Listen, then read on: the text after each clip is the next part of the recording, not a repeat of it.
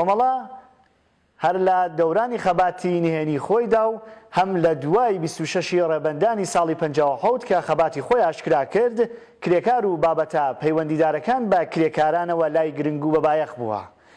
کادرەکانی کۆمەڵە هەم لە سەرەتا و هەم ئێستاش هەوڵەدەن بۆ ڕێخستنی کرێکاران بۆ گەیشتن بە مافەڕەوەکانی خۆیان. کادر و ڕێبەرایەتی کۆمەڵە بۆ هەستکردن بە ئازار و کێشە و گرفتەکانی کرێکاران بە شێوەیەکی پراکتیکی چوونەتە گۆڕەپانی کارکردن لە کارخانە و گوندەکانی کوردستانی ڕۆژهەڵات. سڵاوتان لێبێ بینەرانی بەڕێز، هاتینەوە خزمەتتان بۆ پێشکەشکردنی زنجیرە بەرنامەیەکی تایبەت بە 26 ڕێبەندان ڕۆژی کۆمەڵە. ئەم جارەش میواندارەتی زۆر بەڕێز هاوڕێ نیما بەنی بەشەر کادری کۆمەڵە و چالاکی کرێکاریمان کردووە. کاک نیما بەخێر بیت، سپاس کە بانگهێشتی ئەمەت قبول کرد. کاک نیما بەڕێ ئێوە ئەو هۆکارانە کە کرێکارانی لە دەوری کۆمەڵە کۆکردنەوە چین کامانن؟ البته تنین بڵێن کۆمەڵە خۆی حزبی سیاسی تەبەقەی کرێکارە بە دوای زاڵبوونی شێوازی بەرهەمهێنانی سەرمایەداری لە چەند دەهەیە ڕابردووە توانی تەغییرات و ئاڵوگۆڕگەری لە بنەڕەتی لە مەسەلەی کۆمەڵایەتی لە سەتری ئێران و لە سەتری کوردستان پێک بێنێت. خۆدە ئەم تەغییر و تەحوڵاتە توانی بنچینەگەیەکی فکری و ڕۆشنبیری لەبارەی چینێکی تازە سەرهاتوو وەکو چینی کرێکار و متدگەیەکی فکری لەم بابەتەوە لە چەند دەیە ڕابردووە بۆ وجود بێنێت. و ئەمیشە خۆی بێنەخش نەبوو لە هەرچەند مەسەلەکە سەرتاسەری بوو وەکو دەسەڵاتی مەرکەزی دەسەڵاتێکی سەرمایەداری لە بەشی خصوصی بوومانە بەڵام بەش بە حاڵی خۆی لەو سەردەما لە دەهای ڕابردووە شێوازگەی بەرهەمهێنان ئەو نوع ئاڵوگۆ فکریگەرە لە ناوخۆی جامعەوە بە وجود هاوەر کە کۆمەڵە حاصلی ئەم نوع تەغییرە بوو. لە ڕاستیدا کۆمەڵە خۆی حاصلی ئەتاین بڵێن کۆمەڵە خۆی ضرورەتی بوو لە مۆردی ئەو نوع پێکهاتنە، چون ئەو تەغییر و تەحوڵانەیە کە لە جامعەی سەرمایەداریە بوو ڕشتی کورد بوو زمینەهای مادی بۆ وجود هاوەر بوو کە ئەو زمینەهای مادیە وەکو ڕشتی جامعەی فکری ڕشتی فکری جامعە و لە عین حاڵە ئەتوانین تەسیرات لەسەر بوارگەی جوابجۆی کە لەو چینەکە سەڵات و وەکو دژایەتی دژی پیا و سالاری ساڵدانەوەی بوزنەوەی ژنان بیرکردنەوەی لاوان دژایەتی بە سیستەمی باوک سالاری و تێکشکاندنی ئەو نوع کولتورەی سونەتیە کە لە جامعە حاکم بوو و بەم متدە فکریەوە بەرحاڵ کۆمەڵە توانی لە کوردستانە هێزی خۆی بناسێنێ و چینی خۆی دروست کاتەوە سەر لە نوێ کە ئەو چینەیە کە بتوانێت ڕابەتی ئەم نوع بزودنەوە بکات. بۆیە کۆمەڵە هەر لە سەرەتای دروستبوونیەوە بۆ متدە فکریە سەری هەڵدا و یەکی لە ئەرکەکانی سەرشانی خۆی یەک ڕیزیکردن و یەکدەمکردن و هوشیارکردنەوەی خۆی کرێکاران بوو. چۆن ئەم کارەیە کرد؟ کۆمەڵە چۆن کرێکارانی وشیارە کردەوە؟ وشیارکردنەوەی ئەوانە ئەمەتانین هەر لە سەردای ئەو کاتێکە کۆمەڵە لە بەشی مەفری سەر هەڵە وەکو شێوازی عەلەمی سەری هەڵنەدا بۆمانە ئەتانین بۆ جۆرە باسیکەن ڕابەرانی کۆمەڵە و کادر و هەوادارانی کۆمەڵە لەو سەردەمەوە بەپێی بڕیارێکەوە هەموویان چوونە ناو مساتحی چالاکیگەر کرێکاریەوە مەیدانی کرێکاریەوە و لەو سەتحەوە توانیان چەند کرێکاران هوشیارکەنەوە توانیان سازمانیان بن و ئەمە بۆ سەرەتای قۆناغێک بۆ سەرهەڵدانەوەیەک لە ڕاپەڕی مەزنەکەی ساڵی 57 وەکو ئەسبابێک بەکاربێنێت بۆ دفاع لە برژەندەکانی ئینقلاب و شۆڕشەوە. لە ئێستادا پەیوەندی کۆمەڵە و کرێکاران چۆنە؟ من بە تەسەووری خۆم ئاوا بۆ چوونمانە بۆ پێشم وایە ئێستای شەر ئاوا بێتمانە لە سەردەمێکە ئەگەر تەوەجۆت کردوێت بە دوای ڕاپەڕی مەزنەکەی ساڵی 57 ئازادیگەرێکی سیاسی بۆ وجود هات بە تایبەتی لە کوردستانە و کۆمەڵە توانین لە منتەقەکەی زۆر لە مناطقەکەی کوردستانەوە لە مناطقەکە تحت نفوذی خۆی اتحادیەها و سندیکەهای تایبەت بوجود بێنێ کەەوە چۆ بەشی جەماوەری و دموکراتیک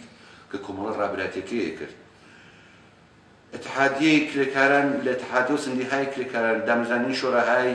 سەربەخۆی کارگەری هەتاکو اتحادیەهای کرێکارانی بێکار بەتابەتی لە زۆربەی شارەکانی کوردستان ناخۆی نمایندگەری ئەوە بوو کۆمەڵە ئاژیتاتۆرێکی تایبەتی دروست کرد کە بوونە جۆز خۆشەویستترین کەسەکان لە ناو جامعەی کرێکاری لە کوردستانەوە بەداخەوە زۆرێکیان گیان زۆرێکیان شەهیدیشکران لە ژێشتکردنەوەی حکومەتی ئێدامیان پسەریان داستپێنرا بەشێکیان ناچاران چوونە تاواگەوە ئەم شتە ئەژیر کراوە بەیەکەوە یعنی کۆمەڵە شتێکی تەفریق کراو نییە لە خۆی تەبەخی کرێکار ئەژین کراوە بەیەکەوە بۆیە خۆی تەبەخی کرێکار هەر لە سەرەتایەکەوە کە پەیوەندیان بە کۆمەڵە کردو بە بزنەوەی شۆڕشگانە لە کوردستان کرد لە ڕاستیدا بە پێی بڕیارێکە دوای ئەوە جمهوری ئیسلامی حکمی هێڕشیدا بەسەر کوردستانەوە لە 28 مردادی ساڵ 58 و بڕیاری تاریخیەکەی کۆمەڵە لەسەر جنبشی مقاومەتی خەڵکی کورد بە تایبەتی کردای ئێمە بینین خودی تەبەقی کرێکار بوو کە لە هێزی پێشەوەی ئەم جنبشە قەرایان گرت ڕێزەکانی هێزی پێشمەرگە بە خودی تەبەقی کرێکارەوە تیار کراوەوە یعنی تەبەقی کرێکار حیزبی خۆی ناسی و بۆ دەفاع لە بژۆرنەکانیشی هاتنە مەیدانەوە بەڕاستی کاک نیما ئێستا لە ئێستادا لەم سەردەمەدا ئەگەر بە ساڵیش بڵێن لە 10-15 ساڵی ئەخیردا کۆمەڵە پەیوەندی چۆن بووە لەگەڵ بزمتەوەی کرێکاریە لەم ڕەنگە بڕێن لەم دوو دەیرە من حەزەکەم لە یەک شتێ بشارەت بە یەک شتم لەم بابەتەوە ئەوش ئەوەیە ئێمە شتێکی جیاکراوە لە خودی بزنەوەی کرێکاری نەبووین هەتا ئێستاش ئەوە کە بزنەوەگر کرێکاری و بزنەوەی کرێکاری و دروستبوون فکر دروستبوونی اتحادیەها و سندیکای کارگەری سەربەخۆ کە دێتارەوە حتما پەنجەمۆری کۆمەڵی پێ دیارە من حەزەکەم شارەکەم بشتێک جمهوری ئیسلامی حتما بەوە ئەزانەوە دەستگاهای سەرکوتی جمهوری ئیسلامیشەوە ئەزانێت کە ڕابرانی جنبشی کرێکاری هەر کاتێک بزنەوەی کرێکاری هاتێ ساراوە حتما وتیە نامە دەستی کۆمەڵی تیا بووە بۆیە ڕابرانی هەسوڵانی حتما ئەکۆنە گردووخانەکانی جمهوری ئیسلامی یا داخل لە سریانەکەن و لەیان لێ نەکۆڵنەوە بۆ نمونە لە اتحادیە سەنعەتکارانی شاریستنەوە لە دەهەی 60 دروست کرا بە دوای مەراسمی ئەوەڵی مانگمێ فۆرن ئەکۆنە بەرشاڵاوی گرتن و ڕۆژگیری و خودی ڕابرانەکانیان حتى یادی بەخێر شێخ جەماڵ چراوەڵیسی یەکی لەو ڕابرانە بوو کە دوای مەراسمەکە یەکی هەیە حکومەتی ئێدامی بەسەر داستپێنرا هەتا ئێستاشەوە ئەو ڕێکخراوانەکە بوو وجودێت چه ئەوانەیە کە بتابێتی من حەزەکەم شارەم بە شتێکمانە ئەویش لە ماوەی تەرەدۆدێک کە کرێکارانی ڕۆژهەڵاتی لە هەرێمی کوردستان بوویان ئێمە توانیمان سازماندەرێکی زۆر چاک بووین و مدافعێکی زۆر چاک بووین لە حقوقەکانی ئەوان چیتان کردووە ئێمە توانیمان ڕێکخراوەهایەکی تایبەت دروستکەین کە ئەم ڕێکخراوانە توانیان داکۆکی لە خۆی مافی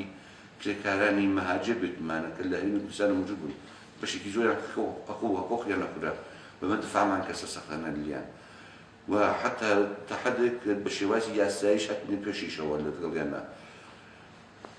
نمونەکانی زۆر من حەز ناکەم دۆباتۆ شایە مشارەنە بەبەر مەسایل ئەمنیەتی ئەوان پلان و بەرنامەی کۆمەڵە چییە بۆ ڕێخستنی کرێکاران لە داهاتوودا ئایا هیچ پلان و بەرنامەیەک هەیە من حەزەکەم بە یەک ئیشارەکەم ئەوش ئەوەیە لە سێ ئوستانی دیاریکراو لە سێ پارێزگای دیاریکراو لە ئێرانە کە ڕقەمی بێکاری موجودە نانی یەک تا سێکەی دوو ئوستانی ناوچە کوردنشینەکان ئەو پارێزگای ئیلام دووەمە و پارێزگای سنە لە سەتی سێکەیە ئەمە بێ ئاماژە ڕسمی خودی جمهوری ئیسلامی من حەزەکەم ئیشارە بۆ بکەم بڵێم ئەی باشە تەرەدۆدی 25,000 نەفەری لە ماوەکانی ڕابردوو کە لە هەرێمی کوردستان وجود بوو ڕۆژانە تەرەدۆدی 25,000 نەفەر کرێکاری کوردستانی ڕۆژهەڵاتە بوو لە هەرێمی کوردستانە و هەروەها لە شارە گۆرەکانی ئێرانەتەوە بمێنێت کە ئەو نوع تەرەدۆدانە وجودی هەبوومانەوە بەس ئەرتشێکی گۆڕی بێکاری ڕوویە کردە شارەکانی تێی گۆرەی ئێرانەوە ئەم نوع ژیانە ئەم نوع زیندگی کە جمهوری ئیسلامی دروستی کرد ئەمە بیلۆ نەکەنەوە کە واقعاً ئەم قستێکی سیاسی تیا بوو لەلایەن خودی جمهوری ئیسلامیەوە سەمە مشکڵی گۆرەی ئەوە کە ئەڵێن ئەوەتێت ئەڵێن ئێمڕۆژ لە حاڵەتی مەراسمەکانی یەکێمێ ئەڵێن کرێکاری حاڵەتێکی دفاعیە مشم حاڵەتی دفاعی هەیە بەڵام ناتان حاڵەت جمهوری بگرێت چونکە ئێمڕۆژ خۆی کرێکاران لە کوردستانی ئێرانە لۆ حاڵەتەکانەوە کە لە بەرامبەر ئەوەی کە ئەمنیەتی سەرمایە وجودی نییە و مرکز ناوەندی نییە کە کرێکان لە نایە بچۆسێتەوە هێزی خۆی بفرۆشێت هێزی بەشی خۆی بفرۆشێت بۆ سێنانی تیکەنانی پەنا ئەوات بە شارە گۆرەکان لە ژیانەوە لە بنەماڵە لە هەموو شتێ دوورەکەوێتەوە و هەرچەند ئاسوارگەیەکی ئیجتیماعیشی تیا پێیاوێتەوە بەدیداهەیە دەڵاتی ئیجتیماعیشی تا دووسێوێت 100% ئەوە قەسێکی سیاسیە نەبوون تەقسیمی عادڵانەی سەروەت یەکی لەوانەیە کە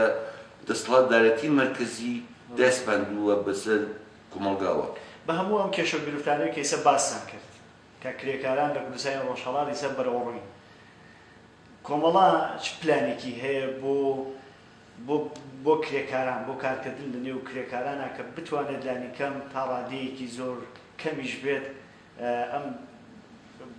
کێشانە چارەسەر بکات ئەم مافەڕەوانانەی کرێکاران بگەن یارمەتیان بدا کە بگەن پێ ئێمە تشکیلاتێکین کە هەرچەند لە ناو خاکی ڕۆژهەڵاتەوە بە ئاشکار دەفتەر و مەقرەکانی خۆت موجودی نییە بەڵام لە مەقابڵیە حەزەکەم بزانێ ئێمە لە ماوەی چەندەیە ڕابردووە توانمان فەرهەنگی دروستکەین ئیمڕۆژ ئەگەی ئاژیتاتۆرەکانی ئێمە لە ناو خاکی کوردستانی ئێرانەوە کە دەست دەکەن بە فەعالیت و بەسازی فکری لەو بابەتەوە لە مۆدی خودی تەبەخی کرێکارەوە ئەوینی ئەسوارەکان چی بینین مەراسمەکانی یەکی مێ ئەوینین بەڕاستی وەختێکی تۆ تاشاکە ئەوینین لە ئێران بنسبەتی ئێران بنسبەتی جەمعیەوە ئەوینی کوردستانی ئێران مەقامی ئەتاین مەقامی یەکەمی هەیە لە دروستکردنی ئەو مەراسماتانەی یەکی مێ کە لە شارەکانی کوردستانی ئێران بەپا بێتەوە ئێمە تا ئەوجێگە توانیمانە هەڵمانداوە بۆ یەکڕێزیە هەڵمانداوە بۆی وە زەحمەتشمان بۆی کێشاوە و لە مقابڵیشە تاوانمان داوە هەموو کەس زانێت چینی کرێکار و کۆمەڵە تووشی گیان نەکراون لە یەکتری و پێ ئەو متفکریەوە ئێمە هاتین سەر پێشەوە وەخین خەبات دەشەکەین دەکەناوی زۆر سپاس کاک نیماکە بانکێشتی ئێمەت قبول کرد لێرە گەشتینە کۆتاییەم وتوێژەش میرانی بەڕێز زۆر سپاس بۆی وەش کە تا ئێستا هاوڕێمان بوون کاتێکی شاد